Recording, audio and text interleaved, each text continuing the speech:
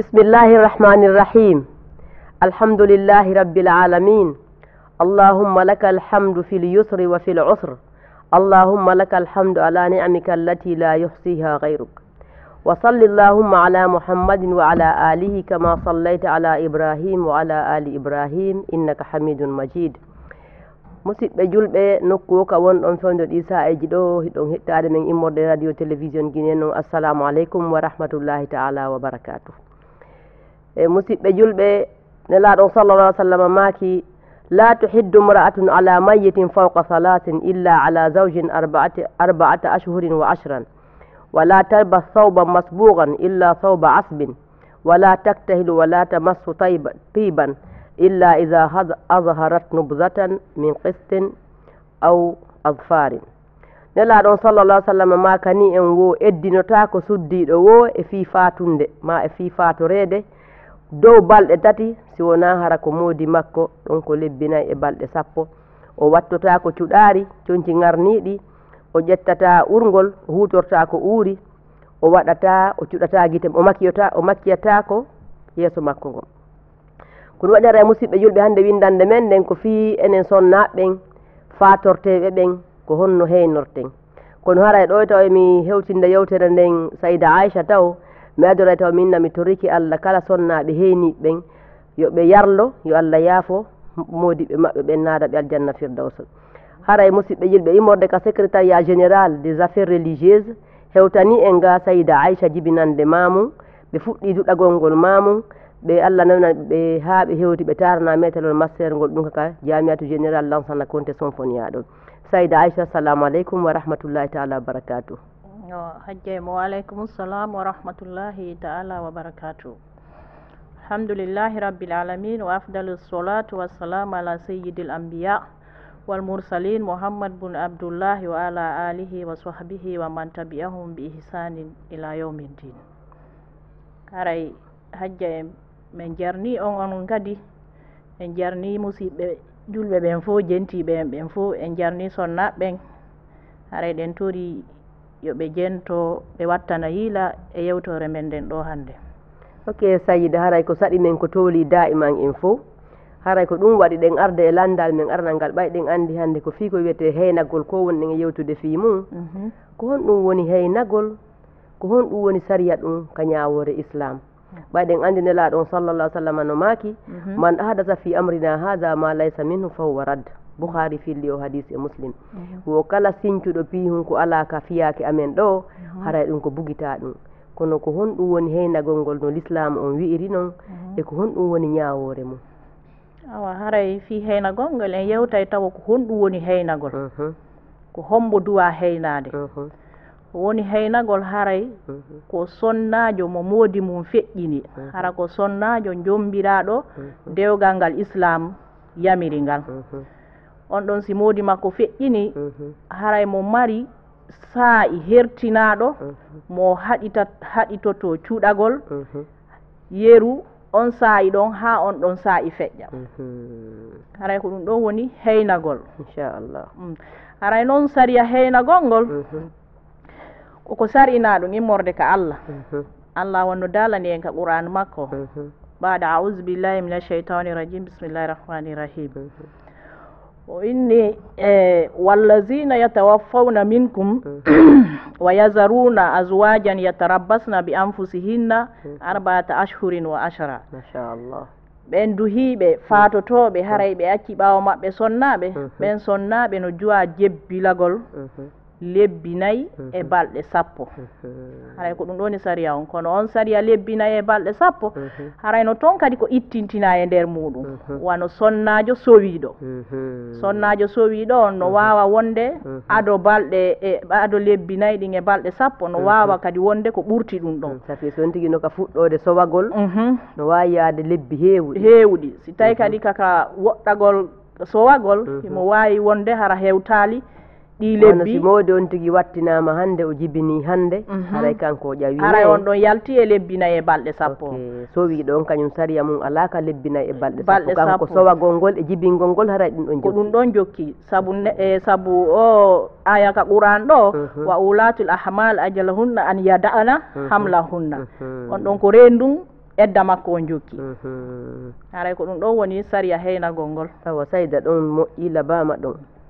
hay noon joni ɗen andi Allah waɗata hunde tun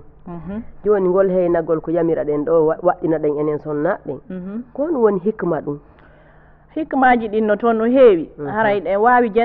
jantade ɗo o raɓɓin ɗin ɗo ɓay sa'i men on no happa ha ɓuuri hittude ɗin e majji gogo on taw hikma mum on ko dewal Allah koko Allah yamiri sonnaɓe yoɓe waɗu fi ɓattagol Allah e ɓattagol Allah ka yamiroje makko koko dewal Allah koko shar'ina immorde ka Allah won ta'ala ɗimmel ngel kadi ko fellutugol si tawi sonnajo on hara ceeci makko ɗin ko hertiɗi wano ni joni si goɗɗo si moodi makko maayi hara mo sowi wano jonte ɗiɗi si o naatali ka keyngu yaagal goɗɗo go jombimo e nder ɗum ɗon no wawi wonde ɓiɓɓe ɓen ukkodira ara ko ɓiɗɗo feƴƴin ɗon ukkito e ɓiɗɗo sikka oɗa sikka ko ɓiɗɗo makko e tataɓel ngal kadi e muɗum hikma mum on ko hertinir ɗum e ɓural gorko on e hoore sonnajo on joni tamo teddungal makko ngal feññinanamo suno feññinira on suno ɗon saabu keyngu yaagal ngal ara en jantoto ɗin ɗon ɓurɗi hittude ɗin ɓay sayi men on juuta moƴƴa inchallahu joni noon hiɗen andi ɗon ara mi watta e ɗon kattode suddiɓɓen walla ɗon ɓa so tawi hara moodi aɗen feƴƴinani tun o fuɗɗane haala dewgal woɓɓe ɗen andi eɗen koyen trop sentimental soñjayno seeɗa kono alhamdoulillahi Allah dina l'islam kan Allah no addani en ko newi ni fi men enen sonnaɓe ok joni noon Sayyida ngol heynagol noon en wi hara de saayi on ko honno o fuɗɗorta heynagol ko honde tuma o fuɗɗoto heynagol ngol e ko honto kadi o duwa heynade e saayi on kadi ko honto ko yerta e jelo o heynoto haray sonnajo si moodi makko feƴƴini ila ñande ka moodi makko feƴƴini ɗon haray keyngu yaagal ngal ko nden ñande o duwangal milando o accata balɗe tati so yollone o accata balɗe tati o accata balɗe ɗiɗi kam moodi makko feƴƴini ɗon hara tabiti ko gonga o feƴƴini ko nden ñande o duwa fuɗɗade heynagol ngol ɗum nayo satin o nayo adinti ɗon o saabu ñallal ngal moodi makko feƴƴini ngal ngal ɗon ko tawangal e nder barɗe e lebbi e balɗe kontaɗi heynagol ngol ko honto kay o duwa ka suudu moodi makko ka mawɓe makko ɓe ka suudu ka moodi makko acci ɗon haray ko ɗon o duwa heynade awa ok joni alhamdoulillahi rabbil alamin ɗon en andi heynagol ngol ɗon ɓañalaɗon sallah sallam la yahillu limratin tuminu billahi wa bil yawmil akhir an tuhidda ala maydin fawqa salasi illa ala jawsi ne on tigi ko yo heyno si moodi mum feƴƴini joni noon hara e ngol heynagol kadi ko honɗum daganimo e nder kengol mo wawi yaltude imo wawi wayasude mo wawi yaltude activité ji haray sonnajo on no woodi toon ko daganimo e heynagol ngol no woodi toon kadi ko daganakimo e nder piiji e daganiɗimo ɗin e ɗi daganakimo ɗin kan taw woɗen dagui ɗin taw a piiji daganiɗimo ɗin haray ko sonnajo on ko nde o loototo leerde o faala andi wano kamen ɗo enen ɓe innay sonnajo on si o heenike na yo looto sina e juma e tenen hara hiɓe ɗaɓɓi toon kadi woko seemomo ɗin ɗon piiji fof ko yowitiɗi e ɗi ala bindi haray on tino wawi lootade leerde o faala o laɓɓintino o laɓɓina suudu makko ndu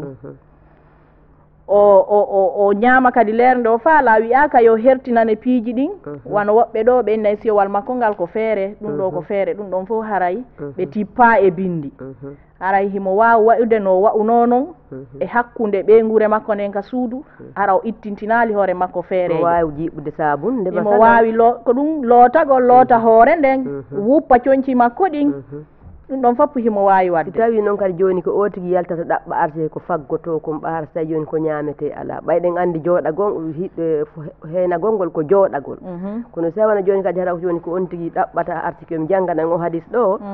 e jabir no filliti an jabir bun abdullah radiallahu anhu qal طلقت خالتي فأرادت أن تجد نخلها فزجرها رجل أن تخرج فأتت النبي صلى الله عليه وسلم فقال بلى فجدي نخلك فإنك عسى أن تصدقي أو أن تفعلي معروفا on suddiro ɗon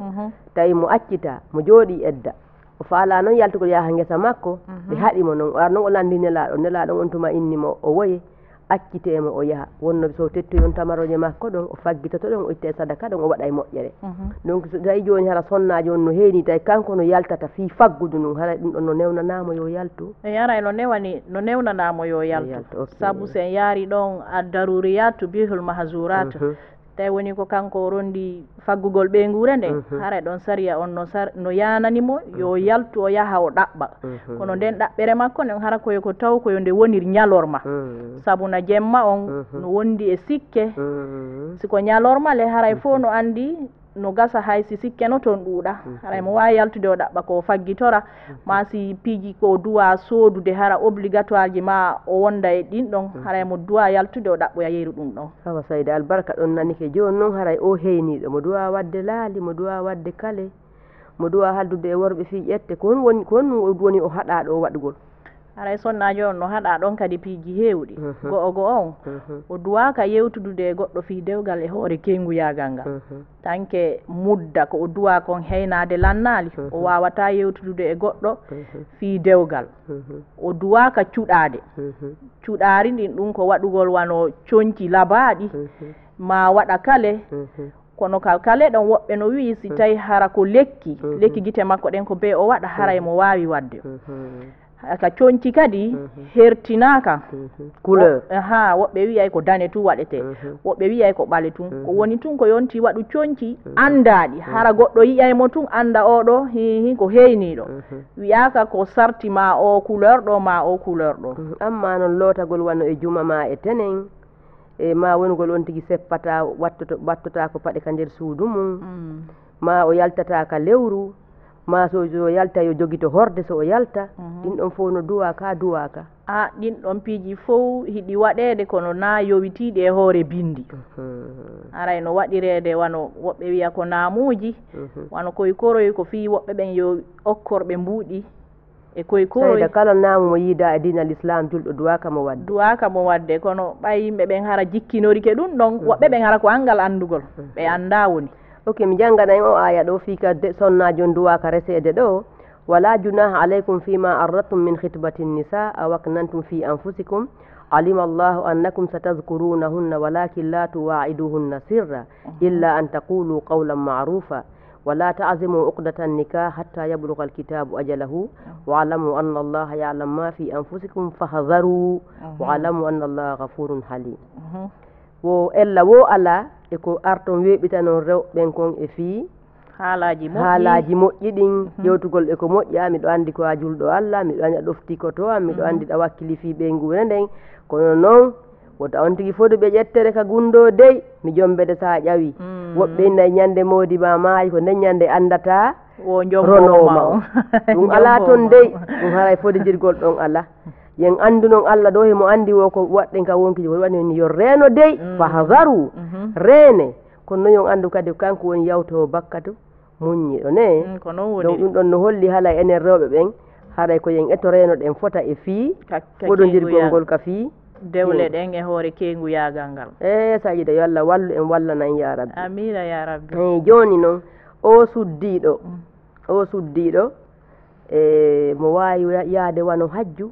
ma umra ma wayasiji goo ɗin no jeeya e newnaɗi ɗin ka e toŋaɗi ɗin ma sila budda waɗi joni ɗo sonnajo heeni ɗon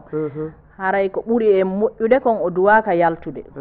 o duwaka yawde hajju o duwaka yawde voyage kono noon si tawi woni tolla buddaji no woodi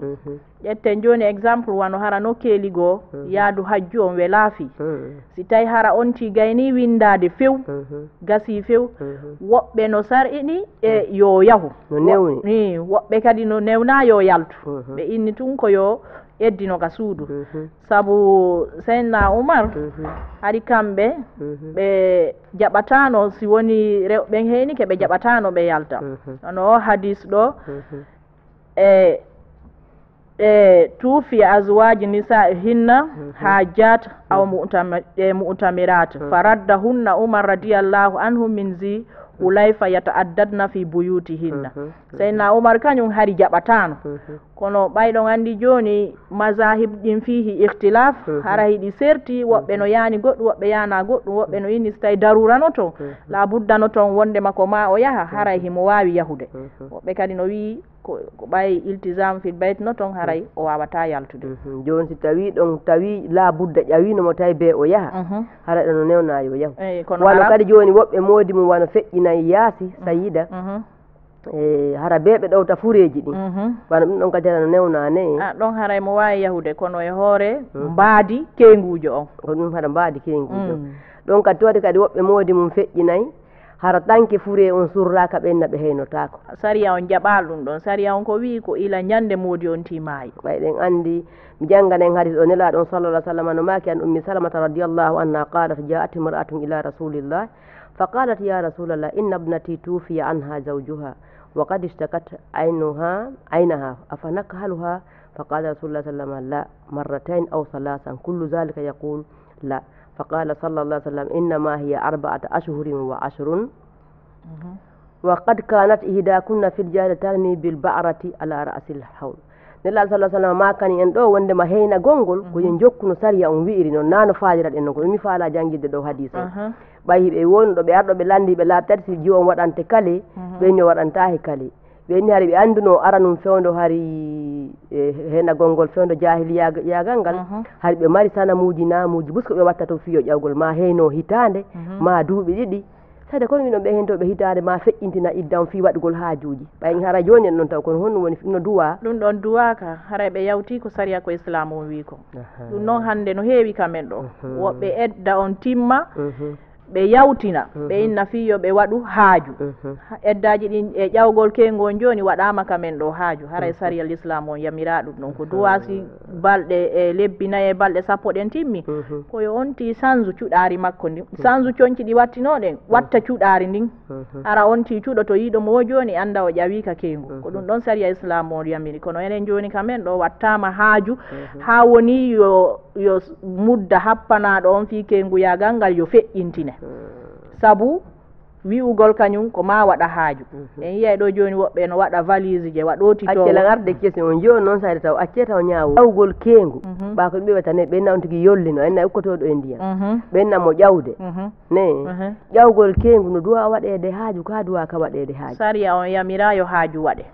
tawi on yamira yo haaju waɗe awa joni noon sifane en ɗon joni ko honno kengu duwa ƴawirede taw ko selli kon noon wowlen ellaji ɗi waɗa no kengu duwa ƴawirede si woni lebbi nayyi ɗin e balɗe sappo ɗen timmi ila ñande o tigui ila ñande on ti feƴƴini ko ɗon fuɗɗete kontede ɗon lebbi nayyi e balɗe sappo si woni ɗin ɗon timmi haray on ti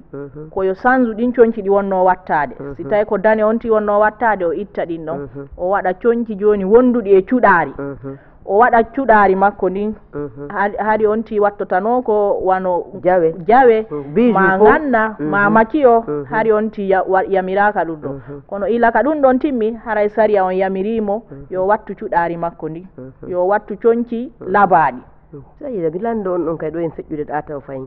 ene kenguji no wawi yewtude ɗi téléphone ji ka duwa ka yewtude ɓawɓe kay no ɗum won tigui hay téléphone yewtata no duwa yewtude e téléphone fi yo humpodir e ɓadodiraɓe makko ɓen e ɓeygure makko nden fi ɗum ɗon alana yewtudugol e worɓe janamɓe fi haala dewle joni si mi faami ko yewtuɗon kon ƴawgol kengu si lebbi nayyi e balɗe sappo ɗen timmi o tigui neññande koyo eɓɓan looto sanza coñci ɗin ɗi yo wonno wattaɗi ɗin o watta joni coñci cuɗari o watta coñci cuɗari ko ɗum ɗon sariya islam on tigui yaaduɗi kadi e l'islam e l'islam o kono sayda joni noon enen ɗo ƴawgol kengu sifanen ɗum kono woni e feƴƴirde enen kamen ɗo joni ƴawgol kengu on koyo Allah ƴawnoye amina ya rabbi joni ko haaju fof wona waɗede nana woɓɓe no inna ko ɗon igol wo banni moodi am mayno eyo ɗen balise ɓe joɗɗinteɗe ɗon ɗum no hulɓini hay worɓe ɓen hande fewdo ka fewdaɗo joni a yiyay si on timayi ɓe ara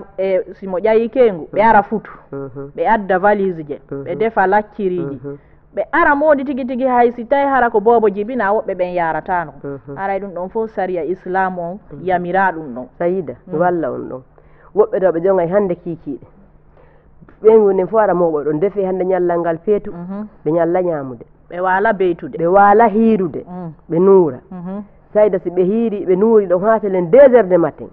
on nani nana ɓe ara ɓenna jombano jombitede eyo ɓe waɗa ɗon noon girdi ɓe ɗuɗɗina ɗum ɓe girima sinno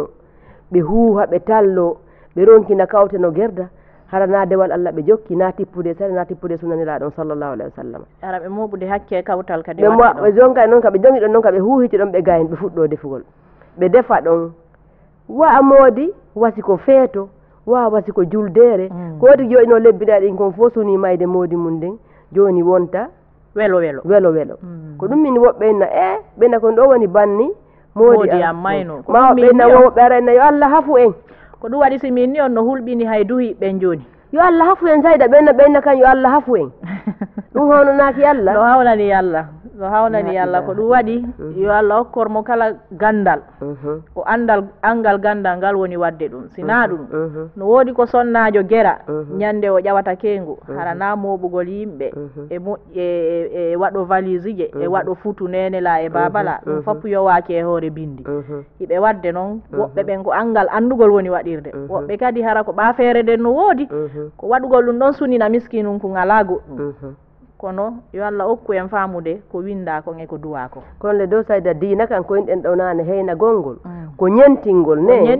ko ñentingol yamirore ko nelaɗo honno ko Allah yamiri en kon waɗen sunna mo nelaɗon sallllahu alayhi wa sallam lintani en kon si haray heyna gongol julɓe Allah yo Allah woɗɗina en fof kono haray mo kala no duwa etade e nder kenguyagal ngal o tigi jokka sunna nelaɗo on sallllahu alayhi wa sallam si o tigi woni koye dina al islam kan woni ka ɓayen inna dina kan a wata natude sengo ƴetta sengo acca ma dara ko weluma kon tun acca ko welama kon tun ko ya jokko duwa ko aray kadi hajja mi faala en yewti seeɗa fi o affaire semagol ka kenguyagal awa yewtanen ɗum ɗon hande enen kamen ɗo ɓe inna kaari yollike ɓe inna fo e mako baaɓe ɗiɗo rewɓe ukkata onti ɓen ɗon wona seema onti hara ɓe ara ɓe inna ɓe loota e onti juma e tenen ɓe sanca hoore onti nden ɓe moora haray ɗum yowaki e bindi dagaki ka hellifaɗo lootata hellifaɗo hay fure on koye leeli sere duwa lootede suddiɗo ne hay siko duyiɗo nayo awra on yaltu kono ɓe ara ɓe loota onti a innay lootowo bobo pino haray ɗum ɗon fo hiɗen duwa haɗitade e ɗin piiji ɗon ɗe onti duwaka semede onti duwaka ƴettude inna kum ɗo ko piletu an ko catalum am ma ñande onti ƴawata ɓe ƴetta ɗin piiji fof ɓe inna jonne sema o haray ɗen duwa haɗitade e ɗin piiji onti koye lootano hoore mum laɓɓintinano hoore mum wota haɓɓito ko ma goɗɗo laɓɓina mo ok sayda ɗum ɗo fof naniki albarka on jaramɓe sappike to minute aji men ɗin woɗɗike haray mi conclusana en mi inna en ɗo taw julɓe Allah haray hande en arno yewtugol fiino julɗo sonnaɗo julɗo faalaɗo jokkude sunna nelaɗo on sallllahu alayhi wa sallam no naɓirta kengu mum ngun noon e donc haray so on tigui no faala jokkude ɗum ɗon so on tigui woni kengujo haray mo duwa wattande yira taw mo duwa andude ko lebbi jeli o duwa heynade yimɗen ko lebbi 4 e balɗe 10 o duwa ande o duwaka memude piiji uruɗi o duwaka ɓemugol cuɗari o duwaka yaltugol yaadu o yaadu sina la budda ne o duwaka voyadude sina la budda si tawi Allah noon yonani on tigui fi taw hara ko faggorta kon fof himo mari haray naabe haray ko yo accu o habbo edda makko on ha timma ka suudu ne ok ekkutuɗen ɗon on tigui no duwa renade e piiji go no duwa renade e wano on affaire ƴamidirgol ngol ka nder kenguyagal ɗon on tigui nayo ƴami haldude e goɗɗo wogere dewgal ka nder kenguyagal no duwa renede mo moƴƴa o ti no duwa rena e mari kadi waɗaji wano laali kenguɓe waɗa e laali ɓe duwaka wadde laali ɓe duwaka wadde kale e ɓe duwaka wadde ɗin ɗon fof amma ƴettugol koro joguito mayna si goɗɗo jooɗike ɗa si mimmi o tigui jottata ko place mum ma on tigui yataka suudu mum wattaki paɗe ma yaltata jemma yingol yaltataka ley lewru ɗum ɗon fof haray na ko yaadi e sunnanilaɗon sallllahu alih wa sallam en inni hajju ngun sayi o tigui na la budda haray o tigui nayo yahu ko ɗum ɗon ɓuura e sayi noon ko woni yanti ɗum ƴawi ɗum tawi ko la budda hajju aranu ngun haray ifta uji inno ari ha newni ɗum ɗon ne ok haray siɓe yeggiti ɗon goɗɗum watte ɗon duwoɗen ɓaylewre men on woɗɗike aray kadi koko ɓe innanta kengujo naya woncude suudu ma ndu naya labin suudu ma ndu a wonkitay suudu ma ndu weƴƴita danki maki heɓɓitoɗa suudu ma ndu ha moƴƴa ɓay woɓɓe go kayno toon ɓe innay kengujo naya gollu hay fus kono noon kadi naya jooɗo ha tawa kama goɗɗo si ari o wawata natude a duwa woncitude suudu ma ndu heɓɓitoɗa hoorema laɓɓintinoɗa hara yowaki laɓɓingol hoore ma ngon e goɗɗo go déjà hay fuure suddi ɗon duwaka yi'ede naafi fuure ɗum on joni du'ane en sayda du'ane en du'a on ɗon ɓe ni en clôture haray awa haray ɗo joni mbaɗa auzu billahi mina cheitani rajim bismillahi rahmani rahim inna allazina qalu rabbuna allah summa istaqamu tatanazzalu alayhim almalaikat alla takhafu wa la tahzanu wabshiru bil jannati allati kuntum tu'adun nahnu awliya'ukum fil hayati dunya wa fil akhirati wa lakum fiha ma tastahi anfusukum wa lakum fiha ma tad'un nuzulan min ghafurir rahim Allah nadan en faati enen ɓen fof aljanna ya rabbi amina luttuɓe modi omin yo Allah ɓoynduɓe ha ɓooya juuta amina ya ilahi allahumma rabbi salli ala muhammad wa sallim sallallahu alaihi wasallam Allah taw yewtore men den ɗo harande nanike nde faamike la ilaha illallah